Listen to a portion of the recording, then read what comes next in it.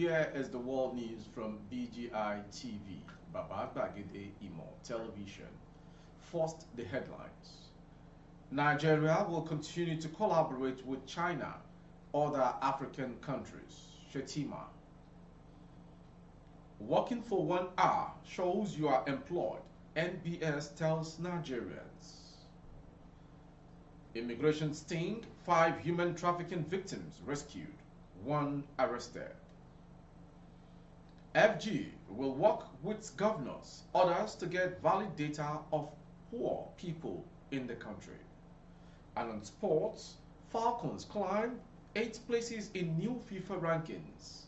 I am Morire Rabila Lawal. The news in detail. Nigeria Vice President Kashim Shettima has reiterated the commitment of Nigeria towards collaborating with China and other African countries to ensure that the partnership objectives are achieved for the mutual benefit of both parties. Speaking while representing President Bola Ahmed Tinubu at the BRICS Summit in Johannesburg, South Africa, at the China Leaders Roundtable Dialogue meeting on the beginnings and margins of the BRICS Summit, Johannesburg, South Africa, Shettima said Nigeria welcomes the new initiatives introduced by the Chinese authorities, which include supporting and promoting the modernization of Africa's agriculture and agribusiness sectors, providing robust support for Africa to expedite regional integration, and backing Africa's industrialization and infrastructure expansion. The Vice President spoke to a large audience, including President Xi Jinping of China and some African leaders on the team, promoting African integration and jointly building a high-level Africa-China community with a shared future at the Statun Convention Center in Johannesburg. Shetima, Deji Olumilaya in Abuja between China and Africa in the areas of agriculture, industrialization, and human capacity development. He said that aligned with the renewed hope mantra of Tinubu administration, the African Union's Agenda of 2063 and the United Nations Sustainable Development Goals 2030, adding that they are relevant to our continental and national development aspirations. The Vice President further praised the commitment of China, stating that Nigeria firmly endorses China and anticipates forging a close collaborations with the Chinese authorities, the African Union, and all stakeholders. He envisioned that this collective effort will elevate the Africa-China Comprehensive Strategic and Cooperative Partnership to unprecedented heights, driven by our mutual pursuit of economic prosperity. While appraising the partnership further, the Vice President identified critical areas for the prevailing partnership between Africa and China to include fostering synergy among the pertinent national institutions tasked with formulating, coordinating, and implementing national policies in 3 priority areas of cooperation, and encourage effort that promotes African ownership of these initiatives. Other areas include the new undertakings should be designed in a manner that acknowledges and acknowledges local particularities in community-based and tailors to individual country needs, amplify international resources for financing education in Africa, solicit input from pertinent African Union institutions and continental organizations such as the African Development Bank, ADB, the Alliance for a Green Revolution in Africa, and other related regional bodies. He also stressed the importance of financing Africa's infrastructure, with a focus on advancing key infrastructural components like farm-to-market corridors, farm-to-port corridors, export transport corridors, railway networks, road networks upgrades and expansions, airport enhancements, including dedicated export-oriented airports, power generation, transmission, and distribution. The National Bureau of Statistics has stated that 76.7% of Nigerians are employed in the fourth quarter of 2023. The Bureau, which stated that it arrived at the figure using a new technology, also said Nigerians under the unemployment figure dropped to 4.1% during the quarter from the 33.3% recorded in the quarter 4 of 2010. Speaking during the launch of the methodology of Nigeria Labor Force Survey, The Statistician General of the Federation, Prince Adeyemi Adeniran, said the drop was due to the new methodology considering employed persons as those who engaged in at least 1 hour of work during the last 7 days the survey was concluded. This is the departure from the 20 hours used in the old methodology, the 13th ICLS, which was bettered and adopted in 1982 at the International Conference of Labour Statisticians. Adeniran said the new figure brings Nigeria's labour survey in tandem with the international standard, which is equally used by Niger, Benin, Cameroon, Chad, Ghana, and other African countries. He stressed that the new figure was not to give the new government of good faith, but to bring up the method used to conduct labour surveys in the country. The old method defines those that are in the labour force to be from 15 to 64 years old, but the new method views it to be 15 and above that are willing, available, and able when the survey is conducted. The report showed that the share of wage employment was 11.8%, while more Nigerians operated their own businesses or engaged in farming activities at 75.4%. About one-third, 32.2% of employed persons worked less than 40 hours per week. This was most common among women, individuals with lower levels of education, young people, and those living in rural areas, it's noted.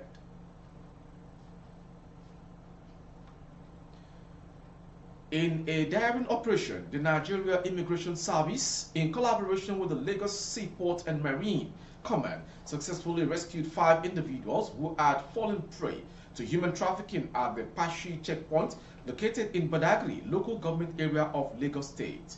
Led by Controller Mohammed Sadiq, the command executed the rescue mission, intercepting the victims along with a 26-year-old woman identified as Mrs. Blessing Anirita.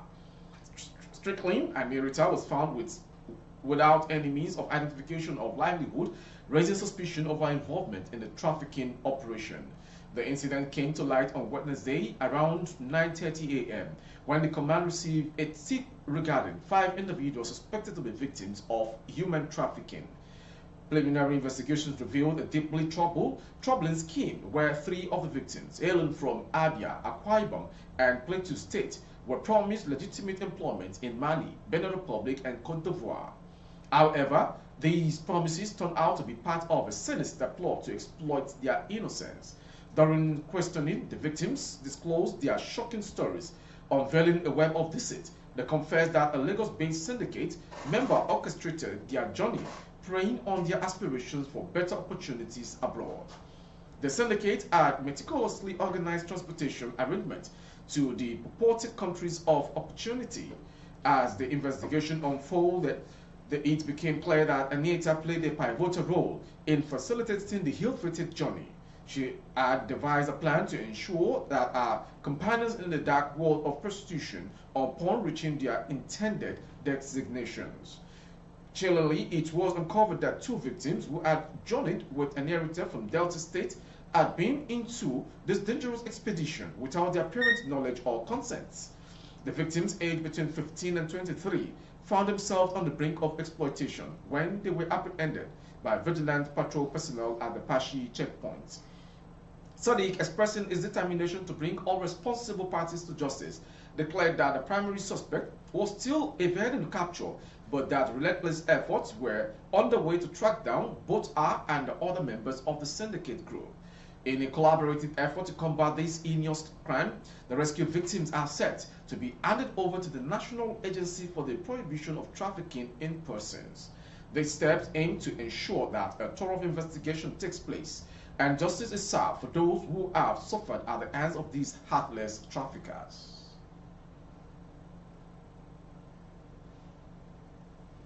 Moving on to the next story. Minister of Humanitarian Affairs and Poverty Alleviation, Beta Edu, says the federal government intends to work closely with state governors, local government and community leaders to verify and update the social registrar of the country. Edu made this known while speaking on an interview on Friday today, noting that this is the Aid Humanitarian Ministry's plan of lifting millions of Nigerians out of poverty. We are going to verify and update, and we are going to work with the governors and local governments so that they can own it, she said. According to the minister, the very first thing which we are starting almost immediately is the verification of the social register. We are going to first carry out full verification exercise of the social register to ensure that truly it is the poorest and the poor, those who deserve to be on that list.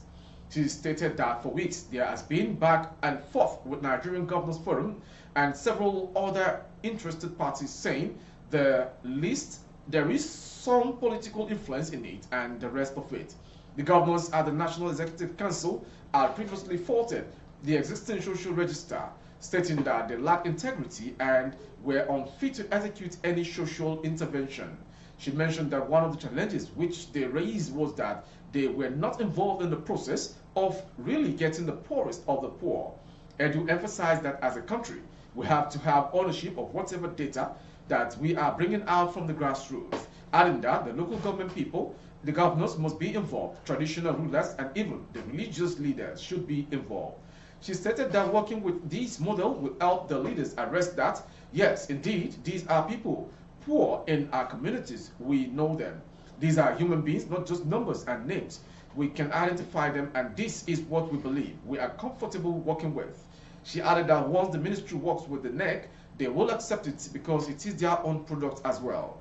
According to Edu, the ministry will thoroughly work with NEC to verify, remove, update, and then bring it back to that national, state, and local government can boldly proclaim ownership, easing other social safety net interventions for poor Nigerians.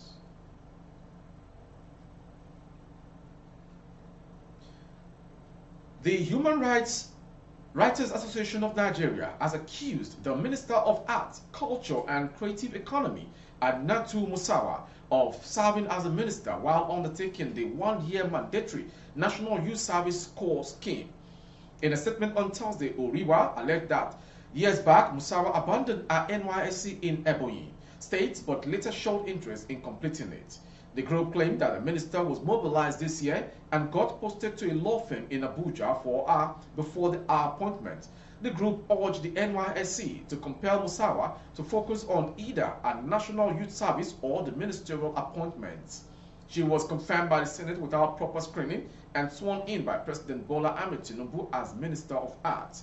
Oriwa wonders about the kind of scrutiny being conducted by the Department of State Services, so much so that it wasn't disclosed that the minister is a youth corper, the statement added. The Director of Press and Public Relations at the NYC headquarters, Eddie Megwa, did not pick up calls to these lines, and a response to the message sent him was being awaited as of the time of filing this report. However, he confirmed to the cable on Thursday that the minister is a core member. The minister did not answer calls to her line and was yet to respond to a message sent on her to her own matter. A lawyer, Victor Giwa, said the minister should be in her place of primary assignment if she was serving.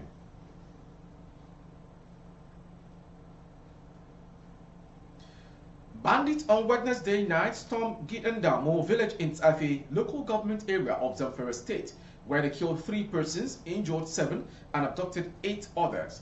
An indigent of the area, Umar Sani, informed that the bandits who were on motorcycles arrived in the village immediately after the night prayer, Maghrib, and instantly opened fire on those they came across. Sani said 3 people were killed on the spot and 7 others sustained serious injuries. He further explained that other people of the village ran helter-skelter to bush for their lives. According to him, the bandit later moved from house to house where they selected 4 women with their 4 children and went back to the forest. He said, "We just finished Maghrib prayers after 7 o'clock last Wednesday night when we heard gunshots. Before we realized what was going on, we just saw a group of bandits carrying sophisticated weapons and shooting sporadically. They shot 3 persons to death on the spot and also injured 7 others. They also went from house to house and abducted 4 women with their babies and went back to the forest." Sani maintained that security personnel who were alerted to what was happening arrived in the village after the bandits had left the area. All efforts to speak to the spokesperson for the State Police Command, ASP Yazid Abubakar, failed as he did not respond to phone calls after several attempts. Meanwhile, the bandits are reportedly on the rampage in the state in their attempt to prevent farming activities. On a sad note coming from the Nigerian army, The Chief of Defense Staff, General Christopher Musa, has ordered all military commanders and troops in the country to avenge the death of their colleagues. He spoke during the burial of personnel killed by bandits in Niger State today. The defense chief vowed that those responsible for the death of the personnel would pay for it. Musa said, "When you have to bury your own, you feel very pained. I want to assure the families that their deaths are not in vain. We appreciate them. We will ensure that those who did this must pay for this. I use this opportunity to call on all commanders and troops all over Nigeria that we must avenge this. Those who did this and those who continue to kill our men, wherever they are, and will smoke them out." He vowed that the Nigerian military would hunt down bandits and terrorists among other criminal elements in the country. Moving on to Benue State. Government have killed a retired president of the Customary Court of Appeal, Makurdi, Benue State, Justice Margaret Igbeta. Her remains were said to have been discovered by her son at a residence located at Wentin Kwanye Street, opposite the School of Medicine, Benue State University, Boko Road, Thursday night. A source close to the family said that at the time her corpse was found in her residence, the body had started to decompose. The source further said that as soon as the body of a woman was discovered, the mother was reported to the E-Division police station in Makurdi. Her corpse seems to be decomposing as of the time the body was found, suggesting she must have been killed before Thursday, the source added. The divisional police officer, SP Daniel Ezeala, could not be immediately reached for comment, but a competent police source confirmed the incident. And to foreign story from ECOWAS. Amid food and medical shortages in the Republic of Niger, the World Food Programme and the United Nations Children's Fund say they have no plans to cut back operations in the Coup-Eat West African nation while the time is running out. According to both agencies, sanctions by the Economic Community of West African States are not just threatening Niger's food and medical supplies, but also taking a toll on the movement of people and goods from neighboring countries. Moving on to the sports story to end today's world news from BGI TV. Nigeria Super Falcons have moved up 8 places from 40th to 32nd team in the world according to the latest women's ranking released by FIFA today. In the list by the World Football Governing Body, the 11-time African champions maintained its position as the #1 female national team on the continent.